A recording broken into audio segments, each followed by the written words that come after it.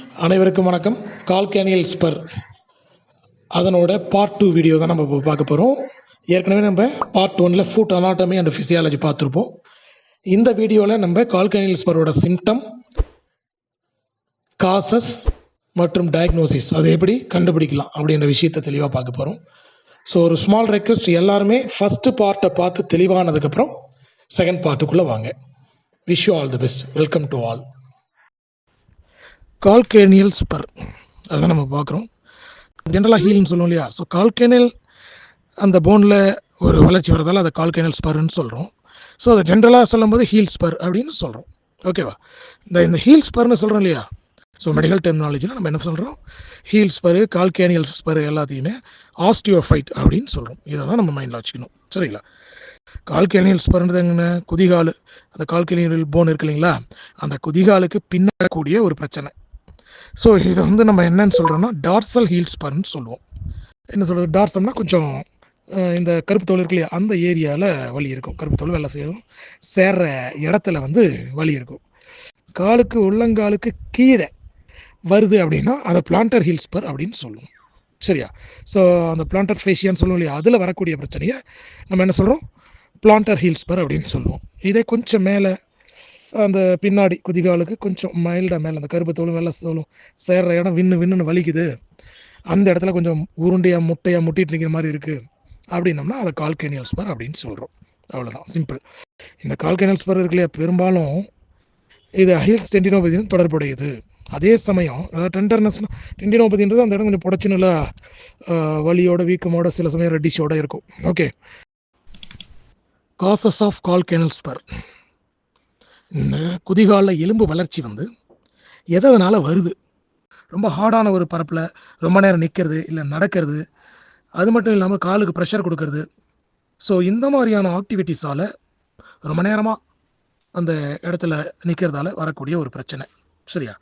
So இதனால் அது வந்து டெவலப் ஆகிறதுக்கு வாய்ப்பு இருக்குது. அடுத்து, ப்ராப்பராக செப்பல் அணியாத, உடலுக்கு ஏற்ற பொருத்தமான, காலுக்கு ஏற்ற பொருத்தமான செப்பல் அணியாத, ரொம்ப ஹார்டாக இல்லை ரொம்பவும் ஸ்மூத்தாக பர்ஃபெக்டாக இல்லாத செப்பல் அணியதால் இது வரலாம், காலுக்கு அழுத்தம் ஏற்பட்டு. ஸோ உடல் பருமன் அப்படின்றது மிகப்பெரிய விஷயம், அதனாலையும் இது வரலாம். அதனாலையும் இது கண்டிப்பாக வரக்கூடிய வாய்ப்புகள் அதிகம்.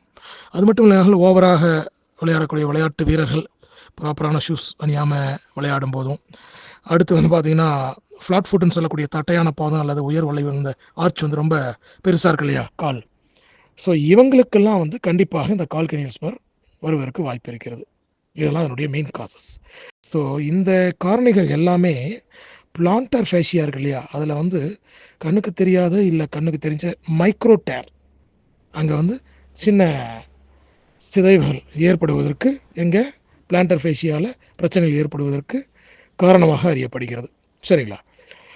ஸோ இந்த மாதிரியான காரணிகள் எல்லாம் சேர்ந்து தான் என்ன பண்ணுதுன்னா குதிகாலில் கால்சியம் டெபாசிட், அதாவது கால்சிய படிவுகள் உருவாகி அது வந்து என்ன பண்ணுது, சால்டிஃபைனா அது வந்து அங்கே திடமாக அங்கே வந்து ஃபார்ம் ஆகிடுது. இதனால் வரக்கூடிய ஒரு ஸ்பர் தான் கால்கேனியல் ஸ்பர் அப்படின்னு சொல்கிறோம். காசஸில் முதல்ல ஒரு பிக் காரணியாக நம்ம பார்க்குறது வந்து ஆக்டிவிட்டிஸ் அண்ட் லைஃப் ஸ்டைல், செயல்பாடுகள் மற்றும் அதாவது நம்ம வாழ்வியல் செயல்முறைகள் தான், வேறு ஒன்றும் கிடையாது. அதில் ஃபஸ்ட்டு டாபிக் வந்து பார்த்திங்கன்னா ரொம்ப நேரம் நிற்கிறது, அதே மாதிரி ரொம்ப நேரம் நடக்கிறது. கொஞ்சம் ஹார்டான சர்ஃபேஸ், கொஞ்சம் கடினமான சர்ஃபேஸில் ரொம்ப நேரம் நிற்கிறது, நீண்ட நேரம் நிற்கிறது, இல்லை அந்த மாதிரி சர்ஃபேஸ்லேயே நடக்கிறது, இல்லை அதுலேயே வேலை பார்க்குறது, அங்கேயே வேலை பார்க்குறது. ஸோ அந்த மாதிரியான செயல்பாடுகளால் என்ன ஆகுதுன்னா குதிகால் நம்ம ஹீல் இருக்கு இல்லையா, அதுக்கு வந்து ஒரு அதிகப்படியான ஒரு அழுத்தத்தை ஏற்படுத்தும். ஸோ இதனால் வந்து கால்கேனியல் அந்த ஸ்பர் வர்றதுக்கு வாய்ப்பு இருக்குது. அடுத்து, ஹை இம்பேக்ட் ஸ்போர்ட்ஸ், அதாவது ரொம்ப கடினமான, கொஞ்சம் அதிக தாக்கத்தை, உடலுக்கு அதிகமான தாக்கத்தை ஏற்படுத்தக்கூடிய, விளைவுகளை ஏற்படுத்தக்கூடிய விளையாட்டுகள், அதாவது ஓட்டப்பந்தயம், கூடைப்பந்து போன்ற ஸ்போர்ட்ஸில், இது மாதிரியான ஒரு விளையாட்டுகளில் ஓடுறது மற்றும் குதிக்கிறது இதெல்லாம் வந்து ஜென்ரலாக நடக்கக்கூடிய ஒரு ஒன்று. ஸோ அப்படி குதித்து விளையாடும் போது, இந்த மெயினாக கூடைப்பந்து மட்டும் இல்லை, வாலிபால், அடுத்து வந்து என்ன சொல்கிறது, டென்னிஸு, பேட்மிண்டன், எல்லாத்துலேயுமே குதிச்சு தான் விளையாடுவோம். ஹை ஜம்ப்பு, லாங் ஜம்ப்பு, இந்த மாதிரி எல்லா விஷயத்துலையும் குதிச்சு விளையாடும் போது இயல்பாகவே ஹீல் போனுக்கு, அதாவது குதிகால் எலும்பு மற்றும் அதில் இணைந்திருக்கிற திசுக்கள், ஸோ அந்த டிஷ்யூஸ்க்கு குறிப்பிட்ட அழுத்தம் எக்ஸஸான ஒரு அழுத்தம் ஏற்படும். அந்த அழுத்தம் வந்து கால்கேனியல் ஸ்பர் வர்றதுக்கு வாய்ப்பாக இருக்கும். காசஸ் ஆஃப் கால்கேனியல் ஸ்பரில் ஃபிசிக்கல் ஃபேக்டர்ஸ். ஃபஸ்ட்டு வந்து நம்ம என்ன பார்த்தோம், லைஃப் ஸ்டைல் ஆக்டிவிட்டீஸ் பார்த்தோம். இப்போ வந்து ஃபிசிக்கல் ஃபேக்டர்ஸ் பார்க்குறோம். அதில் வந்து பார்த்திங்கன்னா 4 விஷயம்.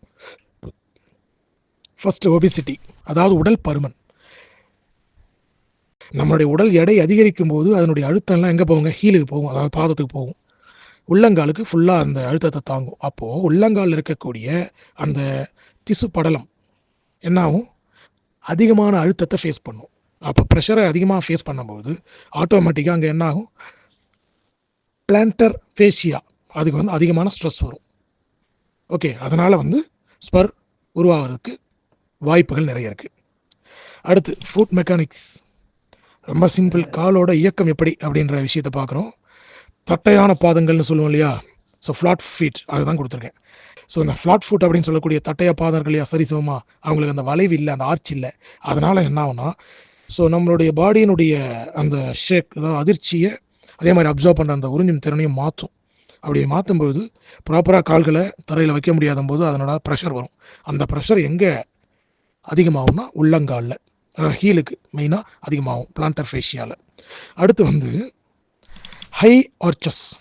ஸோ ஏற்கனவே நம்ம பார்த்த மாதிரி தான். ஸோ அந்த அதிகமான வளைவுகள் நம்ம ஏற்கனவே டிஸ்கஸ் பண்ணியிருந்தாலும் இன்னொரு வாட்டி தெளிவாக பார்த்துக்கோங்க. அந்த வளைவு வந்து என்ன ஆகும்னா, ஸோ ஒரு ஷேக்கிங் அதை பிரச்சனையை உண்டு பண்ணும். ஸோ இதனால் கண்டிப்பாக உள்ளங்காலுடைய டிஷ்யூஸ் வந்து பாதிக்கப்படும். பிளான்டர் ஃபேஷியாவில் கண்டிப்பாக பிரச்சனைகள் வரும். அடுத்து வந்து அப்நார்மல் கெயிட். ஸோ ப்ராப்பராக நடக்காமல் தானோன்னு நடையில் ஒரு கான்சன்ட்ரேஷன் இல்லாமல் நடக்கும்பொழுது, ப்ராப்பராக நடை இல்லைன்னும் போது அதில் வரக்கூடிய சிரமங்கள் மற்றும் ஒரு சாதாரணமான ஒரு நடைப்பயிற்சி வாக்கிங் இல்லாமல், ஸோ நடையில் கொஞ்சம் பிரச்சனையான ஒரு நடைப்பயிற்சி, ஒரு டிஃப்ரெண்ட்டான ஒரு தோரணையில் நடக்கிறது, இதெல்லாம் வந்து கண்டிப்பாக குதிகால் மீது அழுத்தத்தை ஏற்படுத்தும். அப்படி ஏற்படுத்தும் போது கண்டிப்பாக அந்த இடத்துல ஹீல் ஸ்பார் வர்றதுக்கு வாய்ப்பு இருக்குது. இதெல்லாம் காசஸ். சரிங்களா? Medical conditions. Causes of calcaneal ஸ்பரில் மெடிக்கல் கண்டிஷனில் என்னென்ன பிரச்சனை இருக்குது? ஸோ டயபெட்டிஸ், சர்க்கரை வியாதி, நீரிழிவு நோயின்னு சொல்லுவோம் இல்லையா நம்ம, சுகர். ஸோ பிளான்டர் ஃபேசிட்டிஸில் டெவலப் ஆகிறதுக்கு நிறைய ரிஸ்க் இருக்குது. யாருக்கு? டயபெட்டிஸ் பேஷண்ட்டுக்கு ஃபஸ்ட்டு. அடுத்து ஆர்த்ரைட்டிஸ். ஏற்கனவே ஆர்த்ரைட்டிஸ் இருக்குது, எலும்பு தேய்மானம் இருக்குது அப்படின்றவங்களுக்கு, அதாவது ஏற்கனவே இந்த கீழ்வாதம்னு சொல்லுவாங்களே, ஜென்ரலாக இந்த யூரிக் ஆசிட் ப்ராப்ளம் இருக்கிறவங்களுக்கு, ஆர்த்ரைட்டிஸ் ப்ராப்ளம் இருக்கிறவங்கலாம் பார்த்தீங்கன்னா, இந்த ஏற்கனவே மூட்டு வலி இருக்குது, இவங்களுக்கெல்லாம் வந்து பிளான்டர் ஃபேசிட்டிஸுடைய பிரச்சனை பெரிய பிரச்சனையாக இருக்கும். அதனுடைய அழுத்தம் அதிகமாகிறதால கண்டிப்பாக அங்கே இருக்கக்கூடிய நரம்புகளில், தசைகளில் பாதிப்பு ஏற்பட்டு வீக்கத்திற்கு வழிவகுக்கும் என்பது தான் உண்மை. ஸோ இன்ஃப்ளமேஷன் வரும். இதுவும் ஸ்பர் வர்றதுக்கு ஒரு காரணம். அடுத்து அது கீழே வந்து இந்த அண்டர்லையிங் மெக்கானிசம்னு ஒன்று கொடுத்துருக்கேன்.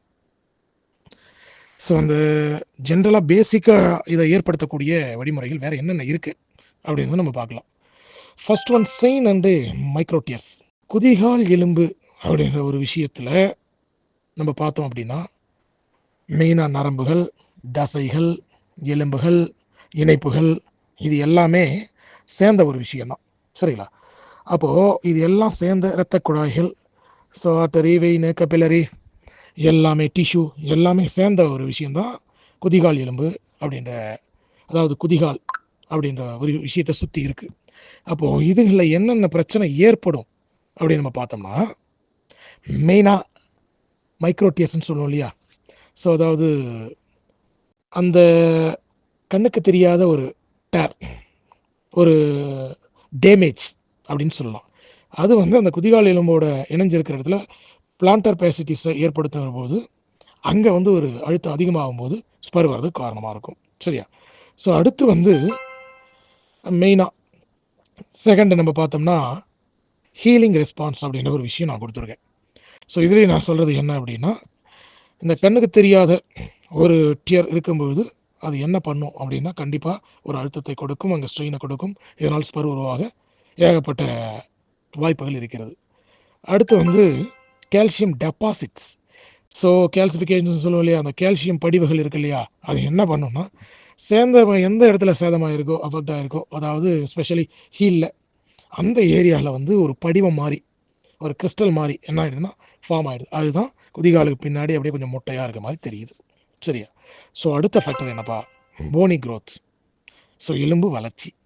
அதாவது எலும்பு வளர்ச்சி எக்ஸ்ட்ரா தேவையில்லாத அந்த இடத்துல தேவையில்லாமல் வளர்கிற எலும்பு காலப்போக்கில் என்ன ஆகிடுதுன்னா அந்த படிவமானது கெட்டியாகி நல்லா சாலிடிஃபைனா கெட்டியாகி உடைக்க முடியாத நல்லா ஸ்ட்ராங்காக சாலிடிஃபை ஆகி கால்கேனல் ஸ்பர் அப்படின்ற ஒரு விஷயத்தை உருவாக்குது. அந்த எலும்புலேருந்து ஒரு நீட்சி ஒரு சின்னதாக ஒரு முளைச்ச மாதிரி கெட்டியாக இருக்கும்போது அது வலியை ஏற்படுத்துது.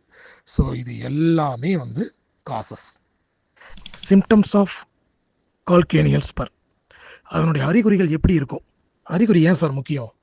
ஸோ அறிகுறிகளை வச்சு தான் நம்ம டயக்னோசிஸ் பண்ணுறோம். அப்போ diagnosis important for treatment. First symptom heel pain, குதிகாலில் வலி. இதுதான்.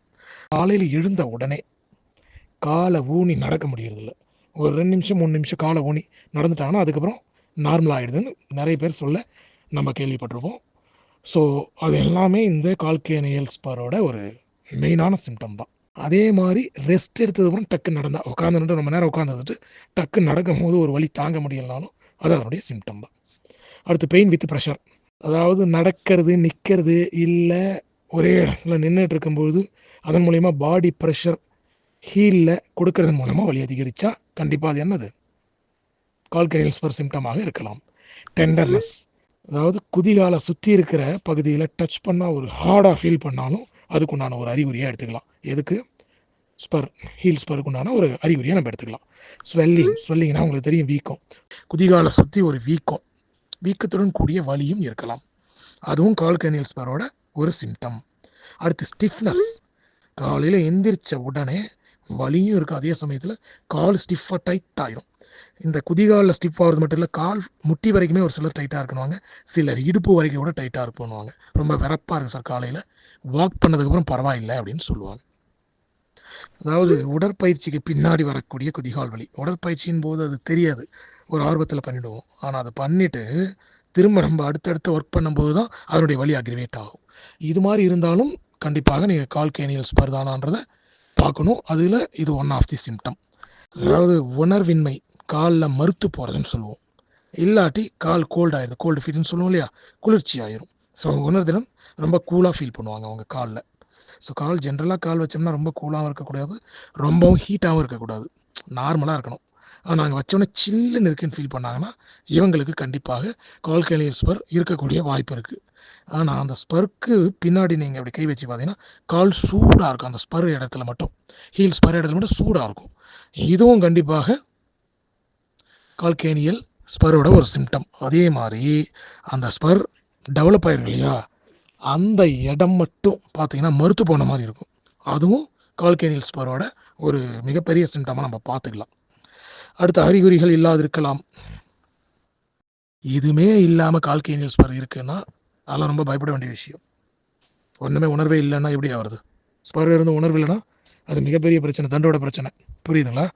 அப்போது கால்கேனியல் ஸ்பர் இருக்குன்னா அவங்களுக்கு வலி இருக்கலாம், வலியுடன் கூடிய வீக்கம் இருக்கலாம். அது மட்டும் இல்லாமல் ரொம்ப ஸ்டிஃபாக இருக்கலாம், நம்னஸ் இருக்கலாம், மறுத்து போயிருக்கலாம். அது கால் முழுவதும் வலியாக இருக்கலாம், அது இடுப்பு வரைக்கும் கூட விறப்பாக பரவி இருக்கலாம். அதே சமயத்தில் காலையில் எழுந்த உடனே சாமி உயிரே போகுது, என்னால் காலே ஊனி நடக்க முடியல, ஒரு 4 ஸ்டெப் எடுத்து வச்சதுனா கொஞ்சம் பரவாயில்ல, அடுத்து நடக்க நடக்க கொஞ்சம் ஃப்ரீ ஆகிடுது, இருந்தாலும் நைட்டு படுத்து காலையில் எந்திரிக்கிறதுக்கு பயமாக இருக்குதுன்னு ஒரு கிளைண்ட் நம்மக்கிட்ட சொல்கிறாங்க அப்படின்னா, ஸ்பெஷலி லேடிஸே சொல்கிறாங்கன்னா 99.9% மேக்ஸிமம் அது கால்கேனியல் ஸ்பராகத்தான் இருக்க வேண்டும். இதே உணர்வின்மை ரொம்ப அடிக்கடி வருதுன்னா கண்டிப்பாக நம்ம தண்டு வடத்தை பார்க்கணும், லம்பார். ஓகேயா? லம்பார் ரீஜன், சேக்ரல் ரீஜன்லேயும் எதாவது பிரச்சனையானு பார்க்கணும். பட்டு இதை எப்படி டயக்னோசிஸ் பண்ணலாம் அப்படின்ற விஷயத்தை நம்ம சொல்லி கொடுத்துட்டு அதுக்கப்புறம் ட்ரீட்மெண்ட் மெத்தட்ஸ்க்கு நம்ம போயிடலாம். சரிங்களா? டயக்னோசிஸ் அண்ட் ட்ரீட்மெண்ட் மெத்தட் தான் கால்கேனியல் ஸ்பர். சரிங்களா? எந்த பரிசோதனை மூலம் இது கால்கேனியல் ஸ்பர் தான் அப்படின்னு ஐடென்டிஃபை பண்ணலாம் அப்படின்றத நம்ம இதில் பார்க்க போகிறோம். அதாவது கால்கேனியல் ஸ்பர் அப்படின்றது ஒரு ஹெல்த் கேர் ப்ரொஃபஷனல் நம்புற மாதிரி ஒரு தெரப்பிஸ்ட்டு இல்லை டாக்டர்ஸு இந்த மாதிரி இருக்கக்கூடியவர்கள் ஒரு தொட்டு பார்த்து ஒரு பரிசோதனை மூலமாக இது கால்கேனியல் ஸ்பரான்னு பார்க்கலாம்.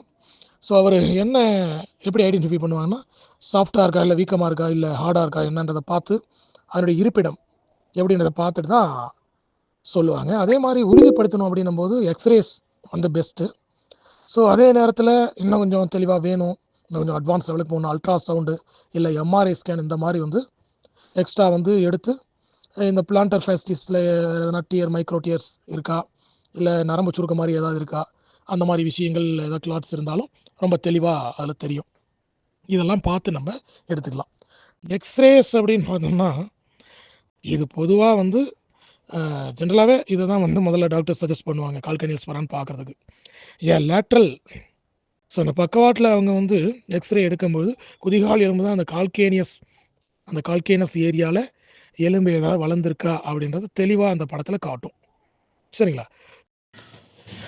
பார்ட் 2 படிச்சிருப்பீங்க, கால்கனியல் ஸ்பரோட சிம்டம், காசஸ் மற்றும் டயக்னோசிஸ். ஸோ இதை வச்சு தான் நம்ம ட்ரீட்மெண்ட் பண்ண போகிறோம். ஸோ நெக்ஸ்ட் பார்ட் ஃபுல்லாகவே ட்ரீட்மெண்ட் பார்ட்ஸ் தான். ஸோ அந்த ட்ரீட்மெண்ட் பார்ட்ஸில் எல்லா தெரப்பிகளும் மேக்ஸிமம் ட்ரக்லெஸ் தெரப்பி எல்லாமே வரும்.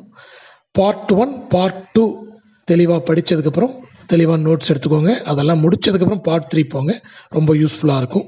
ஸோ பொதுமக்கள் பார்க்குறீங்க அப்படின்னா அதில் இருக்கக்கூடிய புள்ளிகளை நீங்கள் செல்ஃபாக ஆக்டிவேட் பண்ணலாம், இல்லை நல்ல அக்குபஞ்சர் மருத்துவர்கிட்ட நீங்கள் காட்டலாம், அது சம்மந்தப்பட்ட மருத்துவர்கிட்ட காட்டலாம். ஸோ அக்குபஞ்சரிஸ்டாக தான் இன்னும் உங்களுடைய திறமையை மேம்படுத்துகிற மாதிரி அந்த ட்ரீட்மெண்ட்ஸ் இருக்கும். சரிங்களா? ஸோ பார்ட் 3ல் சந்திப்போம். Wish you all the best. Thank you. வாழ்க நலமுடன்.